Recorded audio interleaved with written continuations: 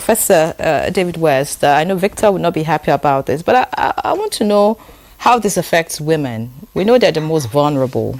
When you talk about economic and financial inclusion, of course, many women are excluded. As a technical advisor, research advisor, just let us know how this committee is trying to bridge that gap, trying to bring equality, as far as the women are concerned, talking about this topic.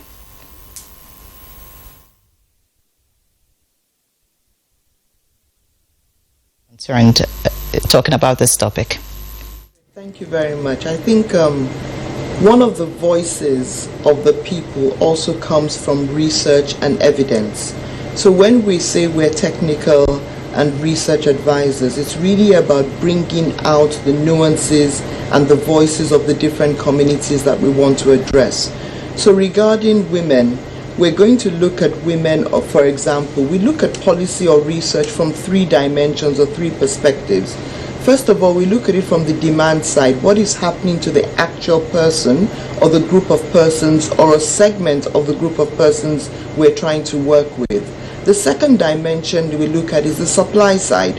What's happening on the provider side of the market? And again, if it's women in financial services, what are the products that are available? How well are they serving the women? Are they reaching the women? Are they meeting their needs? Is there a product market fit in the product that is being served or provided by the financial institutions? Do they need more physical or digital products, etc.? So on the supply side, we'll look at that as well. The third lens that we look at things through would be the policy side.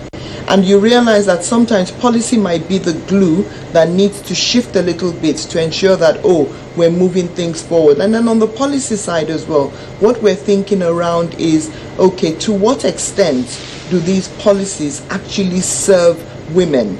Because what we've discovered is when we're designing for women, you're designing for everybody, but you're taking into consideration different nuances that don't really apply to other genders.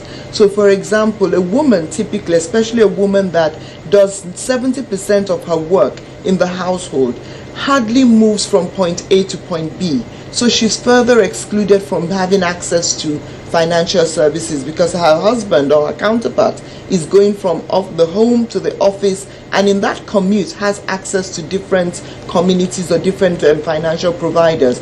So how do we think around, what is the innovative way to be able to ensure that I can meet women at their own area of convenience at the time that's convenient for them, and then also with the tools that they find easy to use.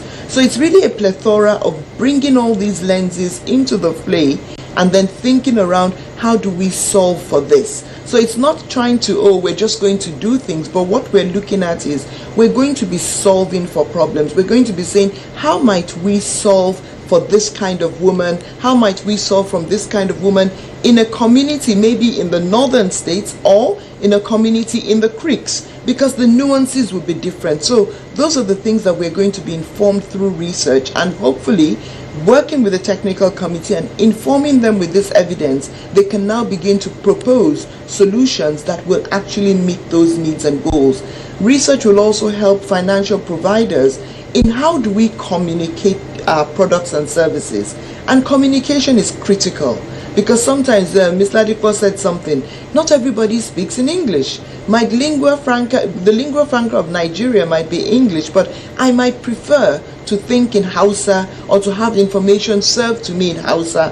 Why should there be something stopping me in getting that? So it's really about meeting the people at their point of need, giving them that confidence that they are being served how they choose to be served, not how we think they should be served, and then we'll begin to unlock and unravel access to services. Thank you.